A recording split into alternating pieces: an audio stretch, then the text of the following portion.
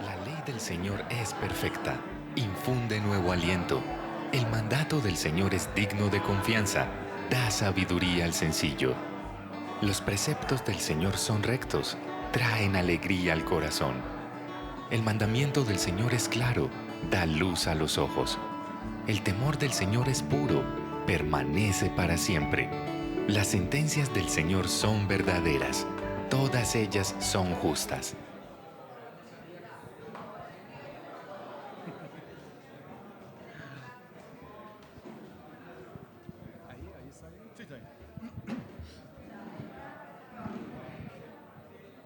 Bueno, buenos días para todos. Para quienes no lo conocen, les presento al pastor Raúl, aunque ya varios lo conocen, pero bueno, por si alguien no lo conoce, hoy nos estará compartiendo la palabra el pastor Raúl Rodríguez. Él es el secretario de la FIBEC, la Federación de Iglesias Bautistas Evangélicas de Colombia, de la cual nuestra iglesia hace parte. Y él también es pastor en el Redil del Poblado. Lo acompaña también hoy su esposa Lucy. Lucy, gracias por estar hoy también acá. Oremos por él y por la exposición de la palabra. Gracias, Raúl, por estar acá. Muchas gracias, hermano.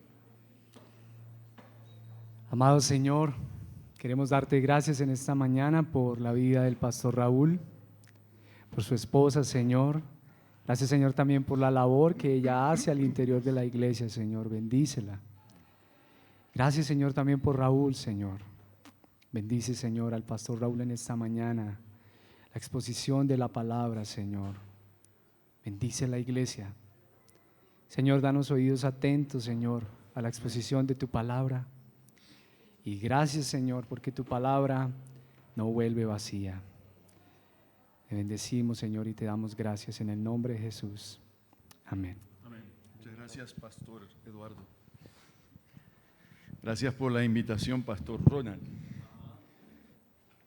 Ustedes saben que él es mi jefe también. Yo trabajo para la Junta, en realidad. Entonces él es mi jefe. Bueno, el jefe del Señor, ¿no? Pero sí, eres mi jefe también. ¿Cómo están? Buenos días. Estamos en el segundo tiempo, ya segundo servicio. Saludos de los hermanitos de la mañana. Este grupo me parece un poquito más joven, ¿no? Con algunas excepciones. Sí, se agradece.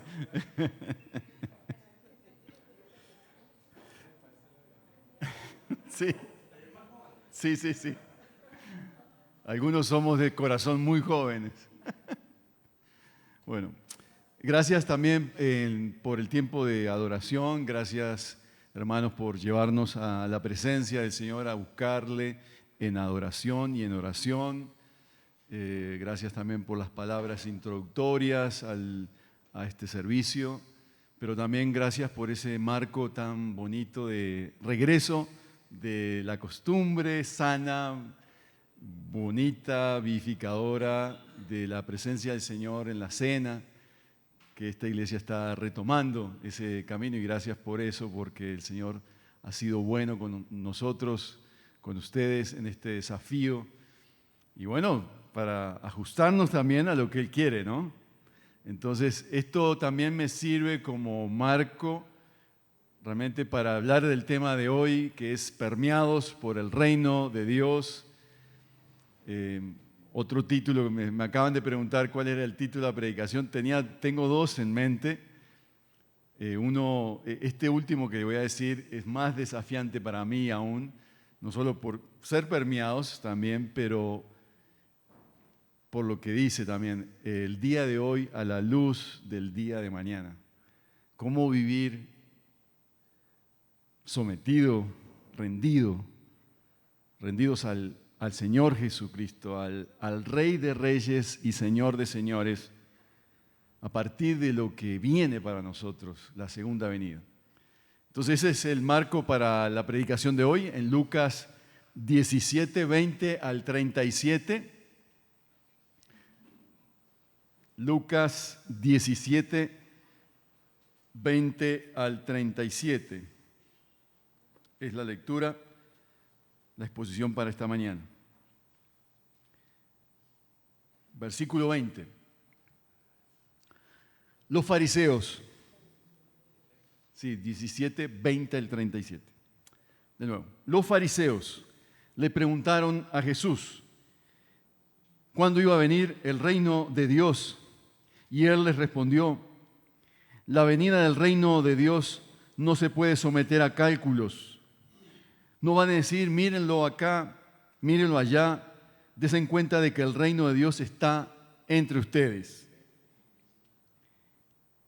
A sus discípulos les dijo: llegará el tiempo en que ustedes anhelarán vivir siquiera uno de los días del Hijo del Hombre, pero no podrán. Les dirán: mírenlo allá, mírenlo acá, no vayan, no lo sigan, porque en su día el Hijo del Hombre será como el relámpago que fulgura e ilumina el cielo de un extremo al otro. Pero antes Él tiene que sufrir muchas cosas y ser rechazado por esta generación. Tal como sucedió en tiempos de Noé, así también será cuando venga el Hijo del Hombre.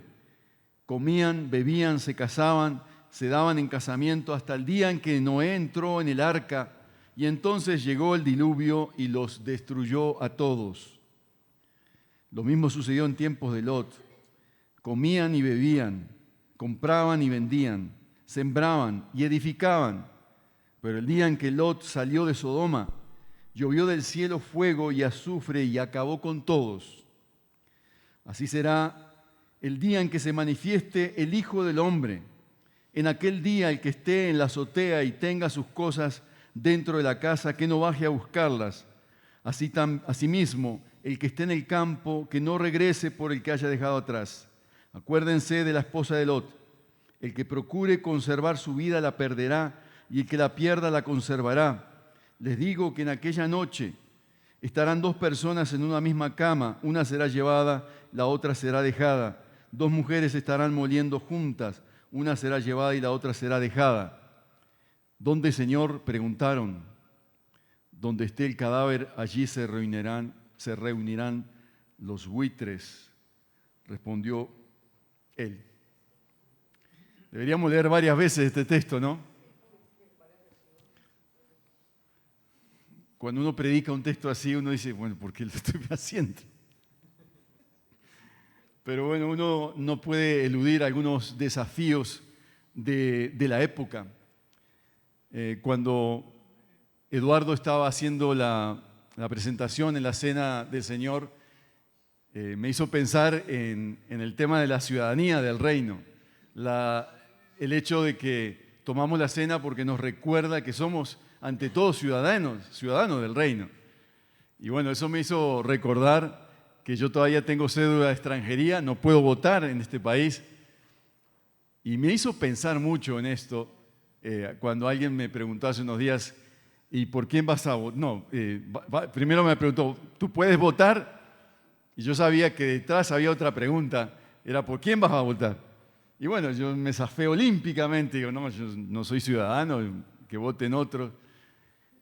Y bueno, uno vive la vida así, a veces eludiendo algunas responsabilidades, pero me hizo pensar, al final de cuentas, de dónde es uno. Y si de dónde es, define quién eres y lo que haces. Ni soy de allá ni soy de acá, pero sí soy del reino de los cielos. Y eso es lo que está en juego en este capítulo 17, un capítulo que nos habla de cómo hemos de ser permeados por el reino de los cielos. En dos auditorios, hay dos auditorios aquí, un auditorio que tenemos la sospecha que es un auditorio por lo general curioso, en algún sentido, quizás siendo favorable con este auditorio, que son los fariseos, pero es el auditorio también que le pone a Jesús la cascarita. Y bueno, Jesús no siempre responde las preguntas de los fariseos. A veces Jesús responde con otra pregunta. En este caso, Jesús responde. Y responde con algo que les va, como vamos a ver, les va a doler a ellos. Pero el segundo auditorio son el auditorio de los discípulos. a quien Jesús le dedica mayor tiempo, casi del versículo 22 al 37 es la pregunta, la respuesta, digamos, más elaborada, pero es la dedicación en espacio, en tiempo, en profundidad a los discípulos y en desafío. De manera que Jesús está hablando a un auditorio que está comprometido con Él, y lo que uno puede percibir a partir del verso 22, que es donde está la carne, ¿no? Donde está la parte más importante. También lo que le dijo a los fariseos es importante y están relacionadas, pero el desafío mayor es hacia los discípulos. Entonces, ¿cómo ser un ciudadano del reino? ¿Cómo tú puedes, en esta época tan convulsionada de Colombia y aún del mundo, América Latina, y con tantos desafíos que tenemos, por lo menos a dos niveles? Un primer nivel a partir de la relación con Jesús, y un segundo nivel a partir de saber esperar. Ese es como lo que está a partir del verso 22, un saber esperar y cómo vivir en la espera. De eso se trata estos versos. Evidentemente que hay, Jesús a veces sentimos que habla como en un lenguaje que no es fácil de descifrar.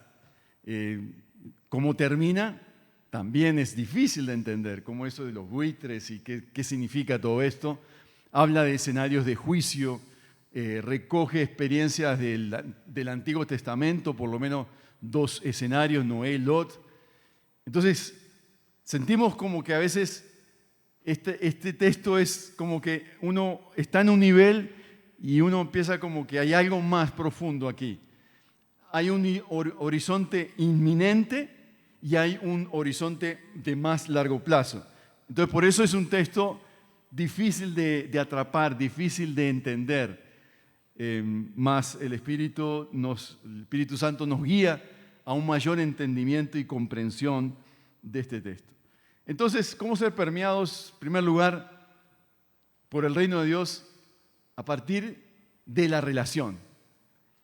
Y esa es como la inquietud que deja los fariseos, ¿no? Los fariseos empiezan con el cuándo y los discípulos al final terminan con el dónde. Y ese es como lo que hay en la estructura de este texto, que inicia con el cuándo. Y nos preguntamos, si es esa la pregunta de estos fariseos o quieren corchar a Jesús. ¿Cómo están recibiendo el hecho de la presencia de Jesús entre ellos? ¿Qué están recibiendo realmente como entendimiento del reino de Dios? Jesús ha hablado del reino de Dios. Realmente cuando nos ponemos a revisar los evangelios, la predicación, el mensaje de Jesús es sobre el reino de Dios, el evangelio del reino. En el Sermón del Monte habla del reino, es decir, la ética del reino y todo eso. Entonces, han escuchado hablar del reino de Dios, pero la pregunta que uno se hace, ¿será que entienden? ¿Será que están entendiendo? ¿Qué están esperando ellos realmente? ¿Acaso no han visto evidencia del reino de Dios? ¿Acaso no han visto a Jesús actuando de una manera extraordinaria? ¿Acaso no han visto así, en ese mismo capítulo, el capítulo anterior, 10 leprosos son sanados? Y solo uno regresa, y es un samaritano, no un judío, que regresa a agradecer a Jesús.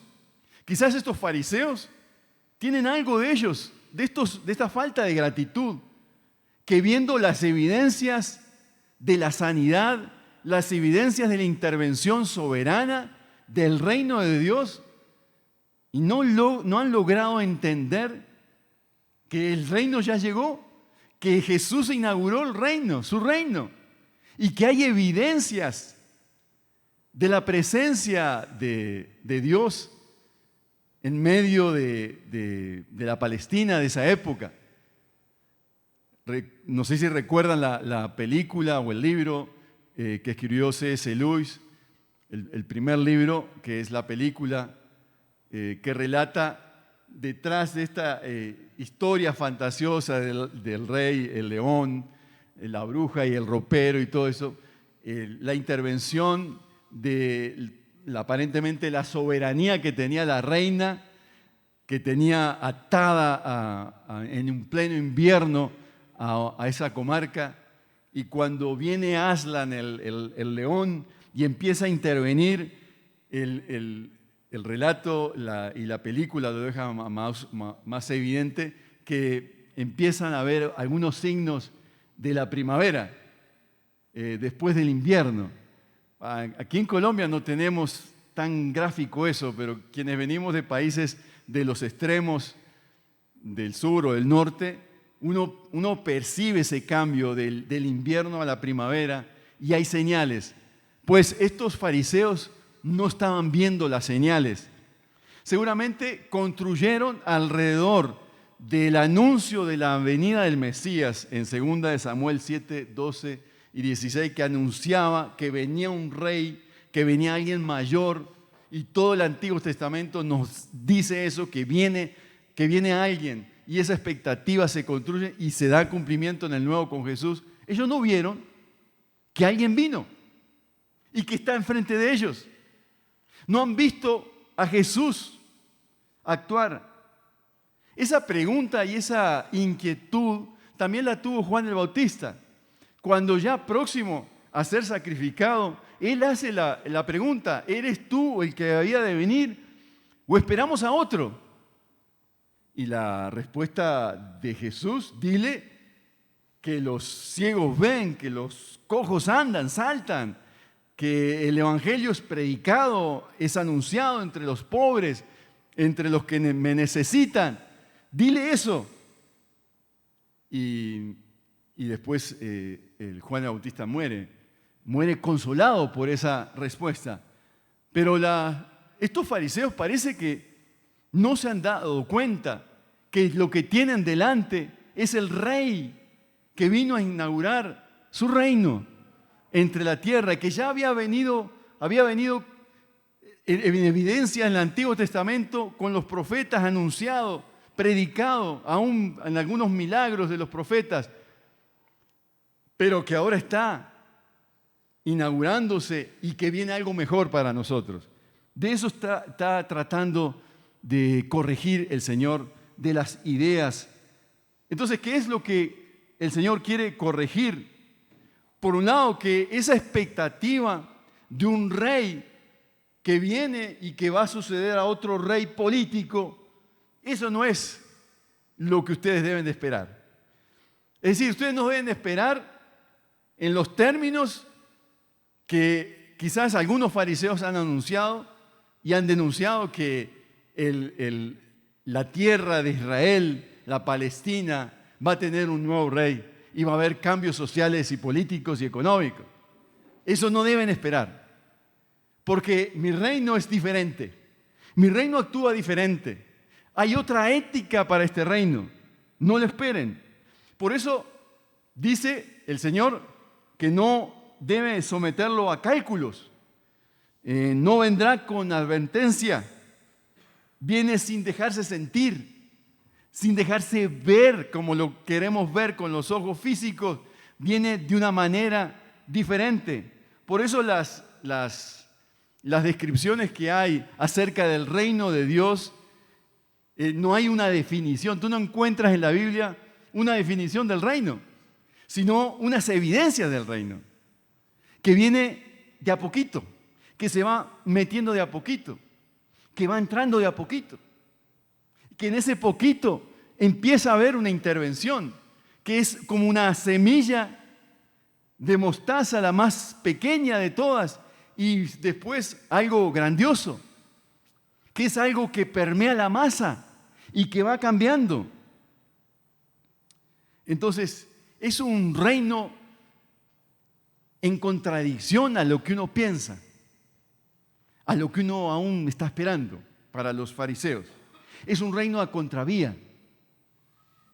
Es un reino al contrario a lo que ellos piensan. un reino que funciona de otra forma. Un reino que funciona al revés. Porque es un reino donde los bienaventurados son los más necesitados del rey. Los que tienen, los pobres en espíritu y los pobres en decadencia, son los que necesitan de este rey. Aquellos que lloran son bienaventurados en este reino. Los que tienen hambre,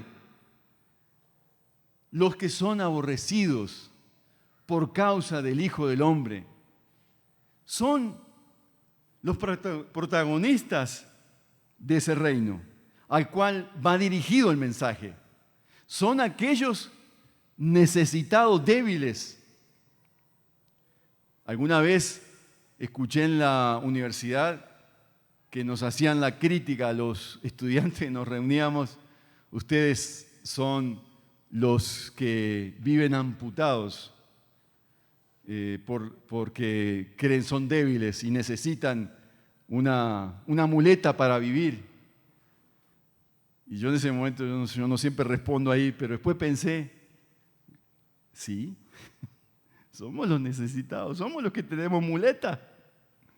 A eso va dirigido el mensaje, a aquellos necesitados por algo nuevo en la vida, la novedad de la vida. Y por eso ese reino empieza a actuar de una manera imperceptible en el carácter de una persona. A los discípulos les costó entender esto.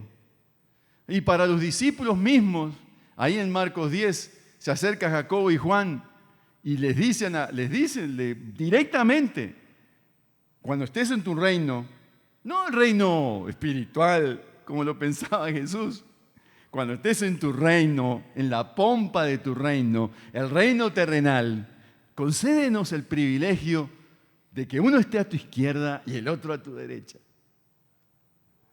Los logros, el poder, era lo que estaban pensando ellos. Así que los discípulos también necesitan esa corrección.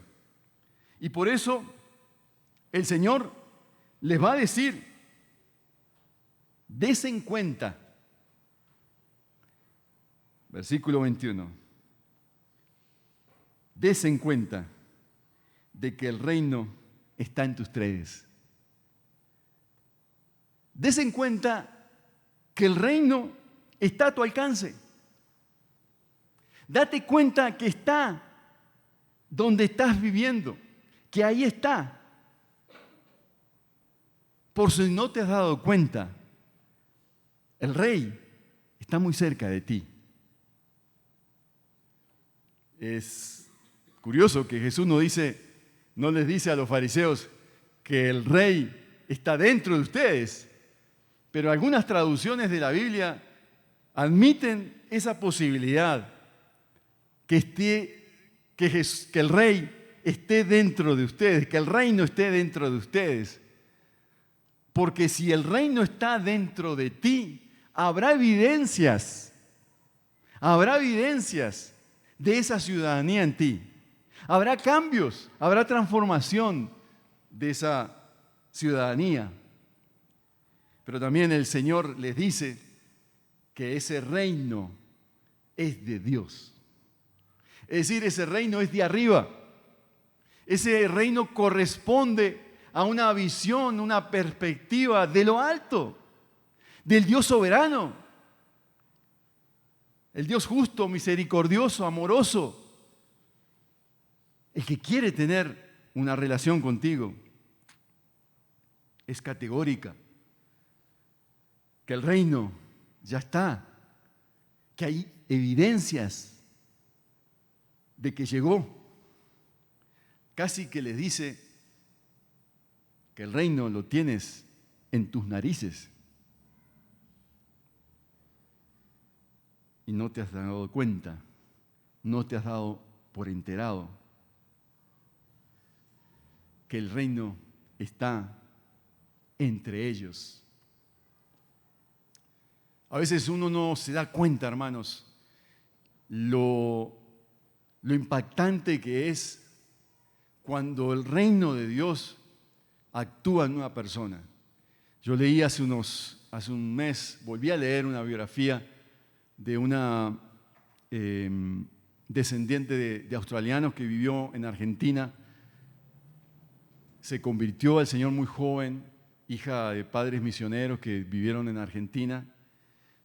Gwendolyn, no me acordé el nombre, Gwendolyn Shepherd. No se conoce mucho por acá, pero en el Cono Sur sí. A Gwendolyn, en los años 50, cuando hubo la enfermedad de la polio, hubo una epidemia en América Latina, se desató muy grande en el Cono Sur, muchos lisiados quedaron, muchos problemas, muchos de estos jóvenes no solo quedaron lisiados, sino quedaron con problemas de respiración. Ella fue la que, después de mucha investigación, trajo a Argentina los primeros pulmotores, las primeras atenciones a personas que estaban sufriendo con esa crisis, esa epidemia que se desató. Y ella, cuando era joven, cuando estaba estudiando en la universidad, estudió medicina en Argentina, la Universidad de Buenos Aires. Ella tuvo delante de sí, tenía por un lado la carrera de sus padres, ser misionera, y por otro lado una vocación que abrazó desde muy jovencita, quería ser médico. Así que decidió, después de un tiempo de oración, decidió que quería su vocación como médica para la gloria de Dios y para el reino de Dios. Y decidió servir al Señor y sirvió hasta muy viejita, sirvió como médico. Lo que les quiero contar es que ella decidió vivir la plenitud del rey con el rey en su vocación. Ayudó a construir hospitales para estos enfermos. Decidió construir una casa para hospedar a estos enfermos que en sus casas no podían vivir, porque no podían respirar. Y ella les decía esto a estos chicos, a estos jóvenes: tú estás lisiado físicamente, pero no mentalmente. Sé alguien que sirve a Dios para su gloria. Y se convirtieron cantidad de muchachos. Y muchos estudiaron profesiones, aún siendo lisiados y con muchos problemas de respiración que tenían. Decidió servir al Señor. Es así como uno puede entender que el reino de Dios llega a una vida y la cambia totalmente. Y uno empieza a servir, y de esa expectativa es lo que el Señor quiere tener. Si el reino está entre ustedes, algo debe pasar en tu profesión, en lo que haces, en tu relación con tu esposa, tu esposo, con tus amigos, en lo que tomas, en lo que dejas, en las decisiones de la vida. Por eso también, si el reino de Dios está en tu vida y te permea en todo, te bendice en la espera, en cómo has de esperar. Y es a partir del verso 22 hasta el final que Jesús se dirige a los discípulos y les habla fuerte, y los reta y los desafía. Y los desafía porque los prepara para la ausencia. Realmente la preparación para la ausencia es la vida cristiana. Porque nosotros vivimos la vida cristiana sin la presencia física del Rey. Pero vivimos en la expectativa de la venida de un Rey. Entonces lo que le dice el Señor a ellos, que se va a ausentar y que ya no va a estar, es como deben vivir.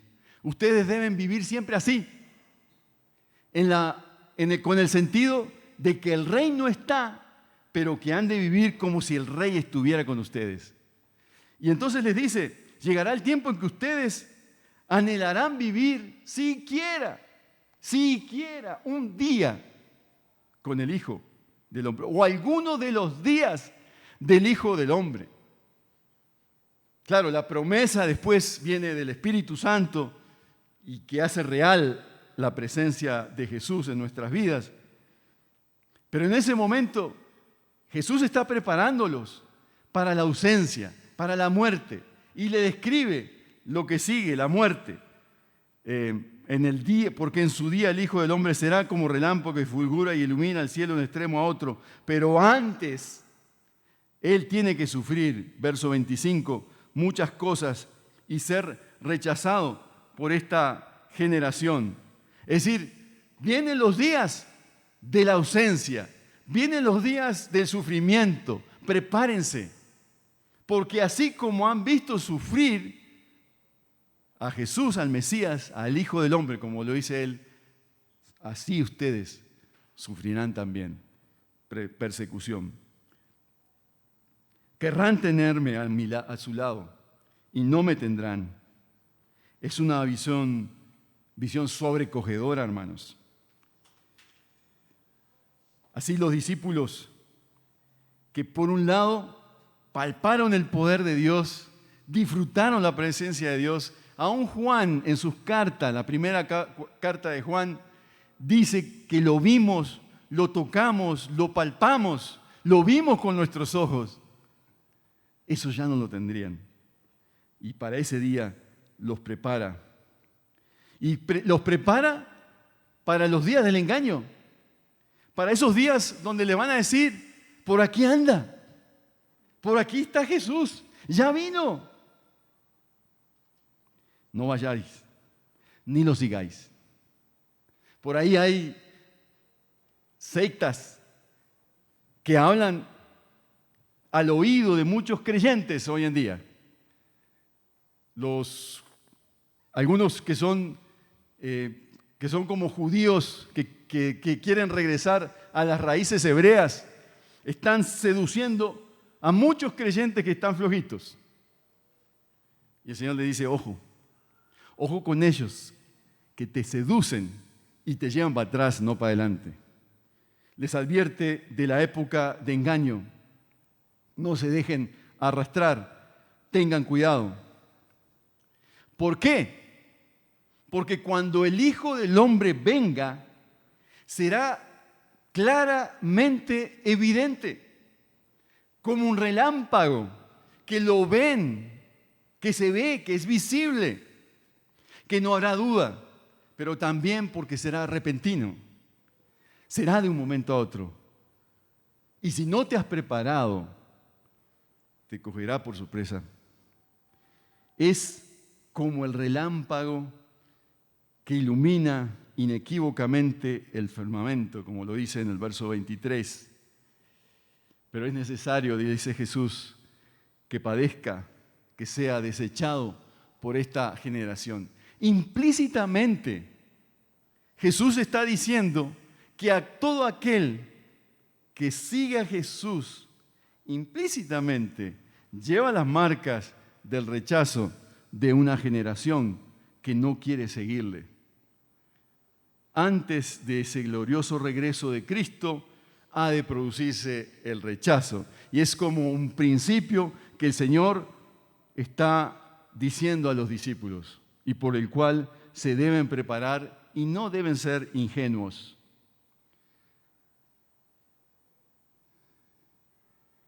Esa es la lección para nosotros también, hermanos.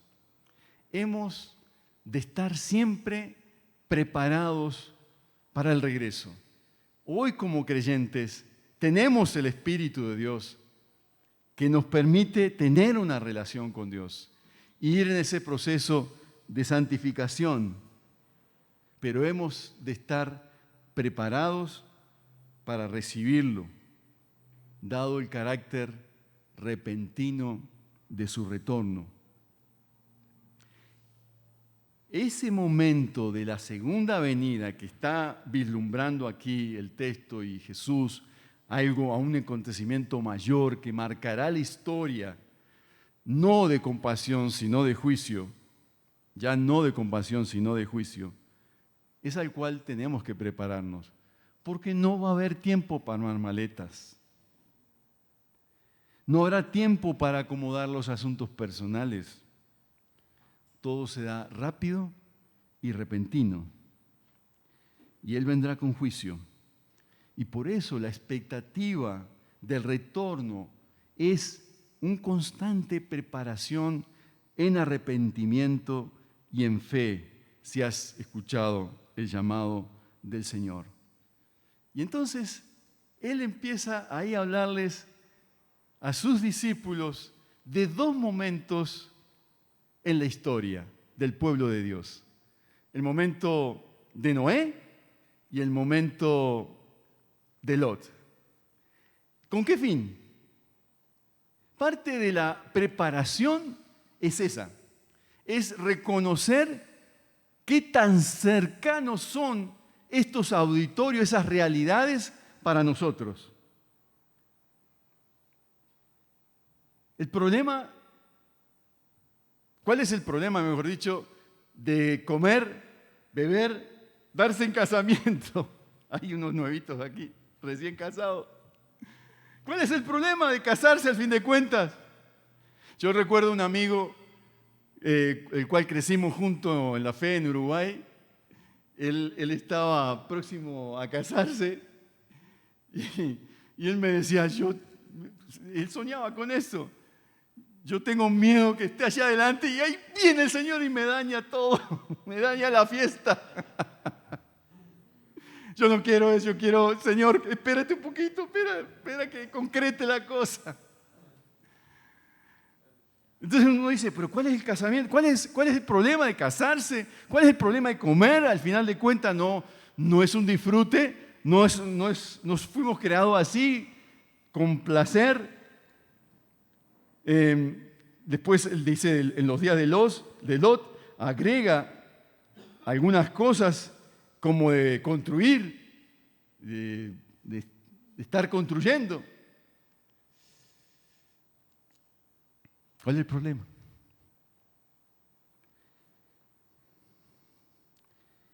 El problema es cuando es solo eso. Cuando la vida se reduce a solo eso. Cuando la vida se reduce a consumir. Cuando la vida se reduce a esa rutina diaria de ir, comprar, vender y no hay más. Es la vida bajo el sol, donde no hay más nada. Donde la perspectiva más allá del sol no dice nada a la vida más acá, cuando no hay esperanza de nada. Colombia, y me perdona lo que voy a decir, Colombia se está pareciendo mucho a mi país en una época donde había mucha desesperanza y todavía la hay. A este país ya estamos llevados. Ya va a gobernar este hombre, va a gobernar este otro. Uno o el otro. A mí eso no me va a cambiar nada. Hay una perspectiva de desazón y frustración en el pueblo de Dios que es inconcebible. Sin embargo, el Señor nos reta y reta a sus discípulos. Ojo, con parecerse a la generación de Noé.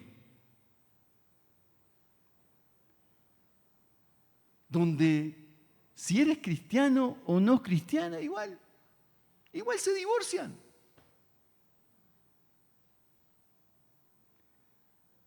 Como dijo alguien hace unos días, este tipo, una mujer, este tipo ya me aburrió.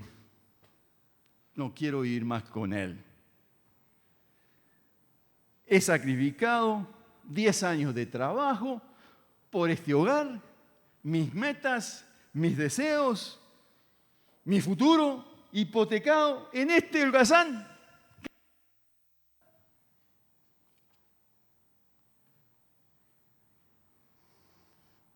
El mundo ha llegado a la manera de pensar, no el Evangelio. El Evangelio ya no es buena noticia.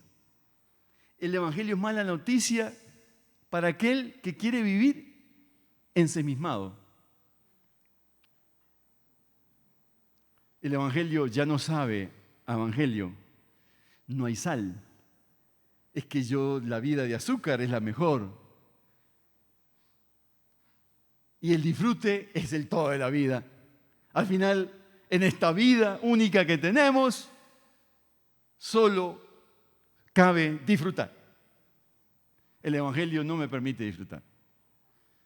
Eso es el espíritu del mundo.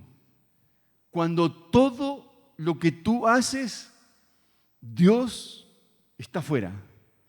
Dios está el domingo en la mañana en la iglesia, pero el lunes, eso es otro cuento, pastor. El lunes, pastor. Tengo que salir a trabajar, tengo que mentir, engañar y hacer, tengo que sostenerme, pastor. El Evangelio no ha entrado en la manera de pensar. Ya no te queda tiempo para Dios. Meditar en su palabra, orar. Cuando la vida se reduce a correr, correr y correr, no hay tiempo para pensar los cambios que me pide el Señor, los ajustes que me pide el Señor, porque el espíritu de lo mundano y carnal te ha tomado y ya no prestas atención. Ya no hueles el pecado. Hace unos días entramos a casa y había un olor feo en la casa. Yo pensé, ¿no será que hay un animalito por ahí? Y me toca sacarlo a mí. Y dije, no, Señor, que no sean el animalito. Pero sí, como a veces me pasa, distraído, dejé una bolsa que tenía pescado y que sabía un poquito, la dejé ahí con sangre. Y eso olía muy feo. Hasta que mi esposa la encontró. Obviamente, ¿quién fue el culpable de eso? Yo. Pero es como la pérdida del olfato, que no es solo por el COVID. La pérdida del olfato es que tú estás en la sociedad y no percibes que hay algo mal. O no percibes que en tu ambiente hay algo mal. Hay una ética malsana. Tú vas a tu trabajo y todo igual. Tú no percibes, no hay olfato. Has perdido el olfato de la corriente, como dice Pablo, la corriente de este mundo que te arrastra y que no te das cuenta. Es la corriente, todos vamos a morir. A todos nos llega. Es ese espíritu de desesperanza que hay en esta generación y que está entrando a la iglesia también. No te das cuenta que hay algo podrido en tu entorno, sino en ti. No logras percibir el problema. Un estilo de vida mundano te dice, te mereces progresar, eres empresario, vive tu vida, ve a la fiesta de tu empresa, embriágate, date permiso, te lo mereces. En ese contexto, obviamente, una relación marital es un estorbo, porque no te permite el libre desarrollo de tu personalidad. Por eso el Señor nos hace pensar en ese día que viene, el día del mañana. El día de mañana que viene, cuando todos estaremos distraídos, o algunos estarán distraídos. Es a ese día que debemos prestarle atención, para que la visión de ese día, la visión del juicio de Dios, venga a nosotros hoy y nos haga hacer ajustes, porque o somos del rey o no somos del rey. No hay dos opciones. O te ajustas a vivir como el rey quiere, o te atienes a las consecuencias. Es decir, tu visión del rey es tal que te hace vivir de una manera diferente. y te hace responsable delante del Señor por lo que Él te ha dado ya. Y le respondes con ajustes en la vida. Por eso la mujer de Lot es ilustrativa de lo que le pasa a esta generación que mira para atrás. Cuando le dicen que mire para adelante, que no se dé vuelta, porque si mira para atrás, ahí se quedó. Es esa manera enfática que el Señor les dice, no miren hacia atrás. No coqueteen con lo que les puede hacer daño, les va a hacer daño. Miren para adelante. Es un testimonio, antitestimonio la mujer de Lot de esa presentación gráfica de un testimonio de la incredulidad. Una estatua de lo que no debe ser en la vida cristiana. De alguien que retrocede, quizás porque nunca entendió el evangelio del reino de Dios y vivió como se le dio la gana. La mujer de Lot quiso regresar a los placeres, a lo que la ataba, y terminó mal. Por eso el texto termina con una pregunta, ¿no?, que es difícil de entender. Se ha dicho de todo con ese ¿dónde pasará estas cosas, Señor? Ya no es el cuándo, es el dónde. Y el Señor responde, donde esté el cadáver, allí se reunirán los buitres. Es curioso, creo que hay una versión que dice las águilas. Esta es más real. Cuando tú miras los buitres, ¿qué piensas? ¿Hay un qué? Un mortecino.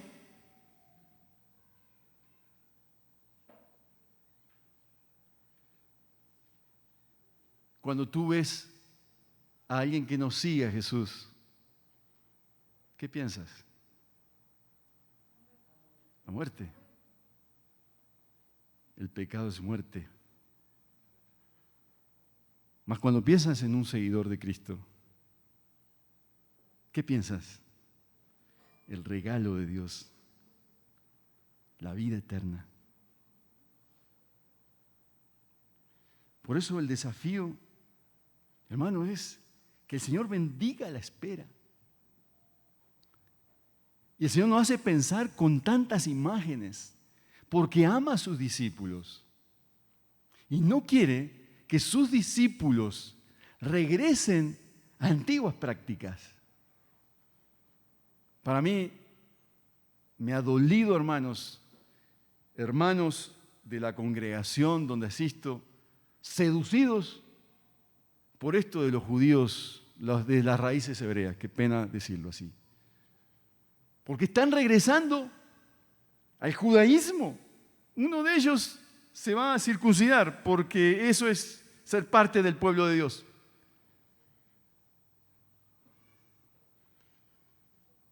Ama a Jesús y guarda sus mandamientos. Conoce a Jesús. Ese es el desafío. Cristo ha cumplido la ley por nosotros. No hay más. Por eso, hermanos, en esta mañana yo he pensado en dos aplicaciones, dos direcciones para nosotros. La primera es orar por la venida del reino. ¿Tú has orado por el reino de Dios? Para que venga el reino de Dios. En el ABC de la vida cristiana, para Jesús, Padre nuestro que estás en los cielos, ¿qué? Santificado sea tu nombre, venga tu reino. Y yo me pregunto, ¿y yo por qué no oro eso? ¿Será que estoy también seducido por la corriente de este mundo? ¿Será que estoy tan embobecido por lo que muestra la corriente de este mundo, el placer y todas esas cosas, que me he olvidado de orar el reino, por el reino de Dios, que venga? Porque cuando oramos que venga el reino de Dios, lo que estoy diciendo, Señor, ven con autoridad a mi vida, te expongo mi vida y mi corazón, sé el rey en este lugar. Sé el rey en lo que pienso, en lo que actúo. Sé el rey en mi trabajo. Sé el rey en mi relación con mi esposa. Sé el rey en todas las áreas de la vida. Todas las áreas que no están rendidas se rinden a ti, Jesucristo. Ven y reina en mi vida. ¿Será que por eso no oramos? Porque eso nos compromete demasiado, hermanos. Nos compromete con ser testigos. Porque yo cuando oro por el reino de Dios estoy pensando que esa persona que no tiene al rey va camino de muerte. Y me preocupa su futuro. Y le voy a hablar, Señor, aunque me diga lo que me deje hablando solo, le voy a hablar, Señor. Mis finanzas, todo lo que hago debe reflejar que sigo un rey, que es poderoso, que es rey, que tiene la autoridad. Y que regresa de una manera triunfal, pero que también regresa a hacer juicio. Por tanto, me anima a orar pidiendo al reino de Dios para no desalentarme y no claudicar, para ajustarme a los propósitos del reino de Dios. No a los propósitos de algunos en esta sociedad que me quieren meter en otro cuento y en otra realidad. Le estoy diciendo, reina en mi corazón por medio de tu Espíritu Santo. En segundo lugar, si tienes un tiempo hoy, o mañana, o pasado, ¿qué tal si no solo conversas con Dios y oras para que venga el reino? ¿Qué tal si le haces una carta a Dios donde le dices, Señor, hay señales de claudicar en mi corazón. Señor, ya no hay un espíritu de mansedumbre en mi ser. Señor, ya no hay gozo. Ya no me deleito contigo.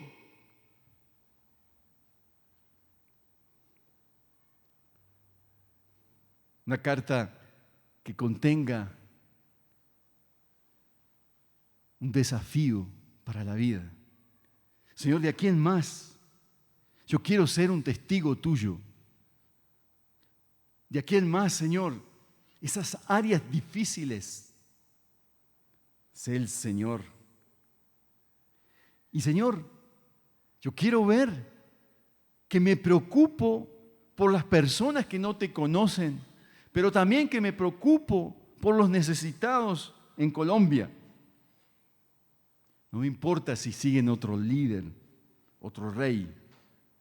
Yo quiero ser permeado por tu visión, por tu rectitud, por tu justicia, por esas bienaventuranzas, por lo que a ti te apetece y quieres para mi vida, Señor. Desde una relación y desde la fidelidad a ti, Señor. Bendice la espera.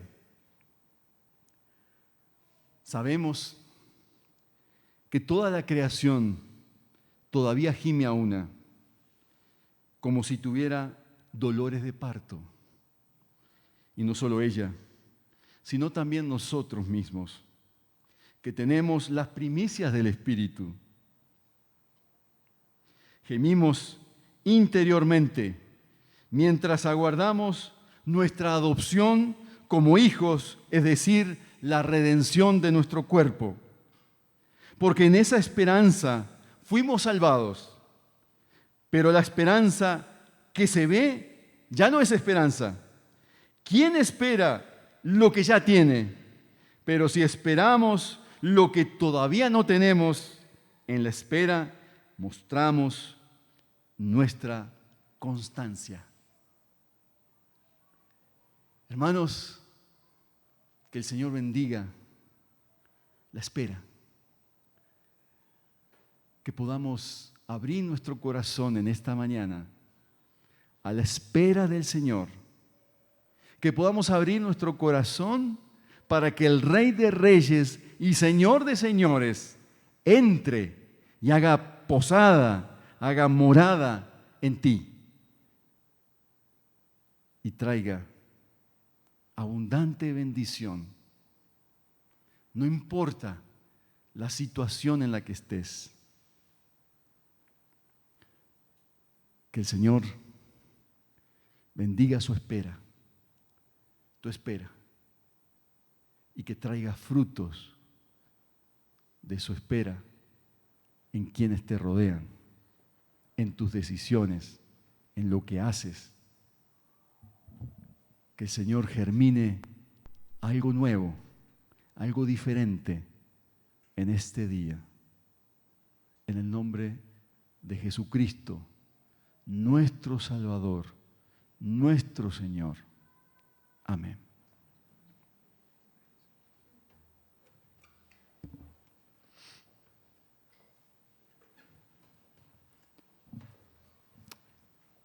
Querido hermano, ánimo, no te distraigas. Tomemos un momento para meditar en la palabra del Señor, en el reino de Dios.